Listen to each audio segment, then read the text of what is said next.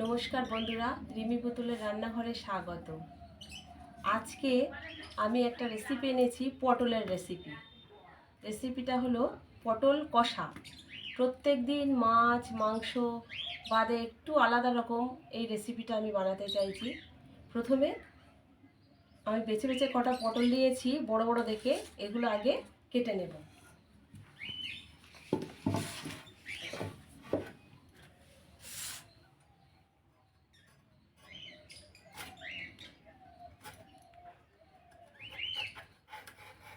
পটলগুলো একদম টাটকা পটল আর কচি।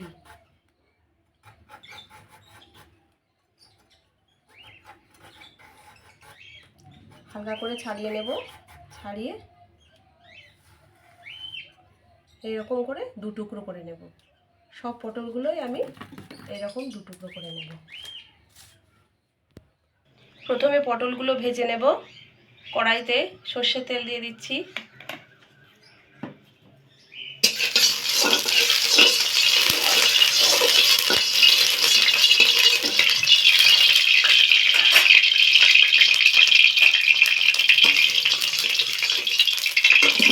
পটলগুলো দিয়ে দিচ্ছি। এর মধ্যে দিয়ে দেব একটু নুন,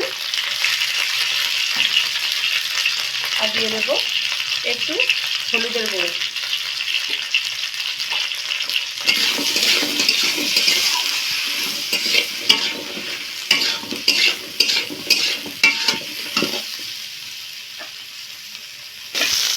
পটলগুলো ভাজা হয়ে গেছে, এবার এগুলোকে তুলে নিচ্ছি।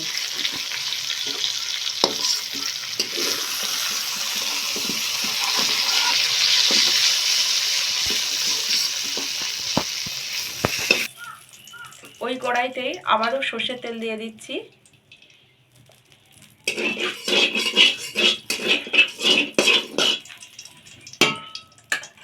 ফোড়নের জন্য দেব গোটা গরম মশলা, আর দেব জিরে।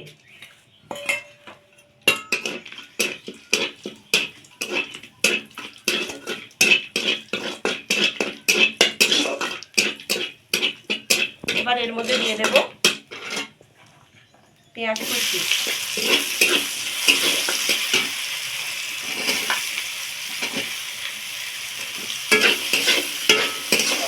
পেঁয়াজটা একটু ব্রাউন কালার পর্যন্ত অপেক্ষা করব।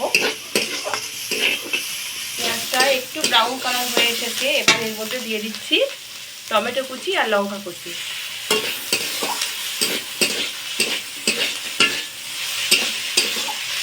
অল্প একটু নুন দিয়ে দেব।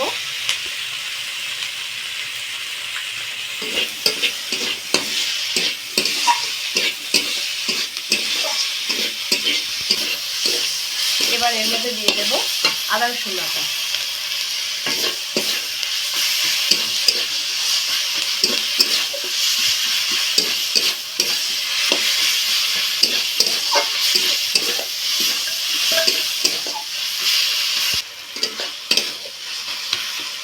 এবার এর মধ্যে দিয়ে দেব লঙ্কার গুঁড়ো, দিয়ে দেব জিরের গুঁড়ো, দিয়ে দেব ধনের গুঁড়ো, আর দিয়ে দেব হলুদের গুঁড়ো। সব শেষে দিয়ে দেব সামান্য পরিমাণে নুন, কারণ পটল ভাজার সময়ও নুন দিয়েছিলাম, আবার পেঁয়াজ ভাজার সময়ও কিছুটা নুন দিয়েছি। সব মশলা দেয়া হয়ে গেছে। এই মশলাটা আরও কিছুক্ষণ ভালোভাবে কষিয়ে নেব।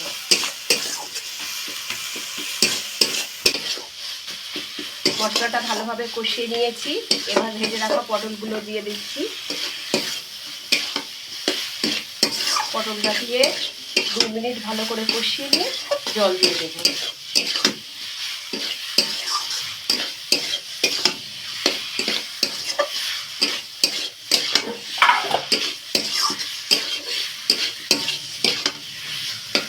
এবার এর মধ্যে হাফ বাটি জল দিয়ে দেব।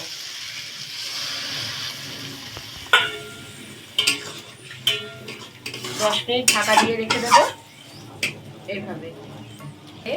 ওপর থেকে একটু গরম মশলা ছড়িয়ে দিলাম, আর এর মধ্যে দিয়ে দিচ্ছি স্বাদ মতো চিনি।